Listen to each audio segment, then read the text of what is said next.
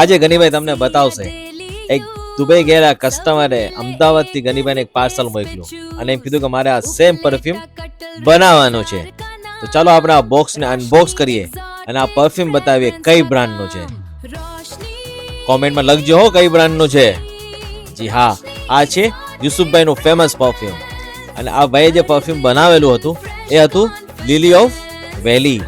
એની smell છે ને fresh અને ક્લીન હોય છે, ગ્રીન એન્ડ નેચરલ હોય છે અને સોફ્ટ ફ્લોરલ છે અને સ્લાઇટલી સ્વીટ પણ હોય છે અને આ છે ને પ્રીમિયમ લોકોનું સિગ્નેચર સેન્ટ છે. તો ચાલો આપણે એને આજે બનાવીએ.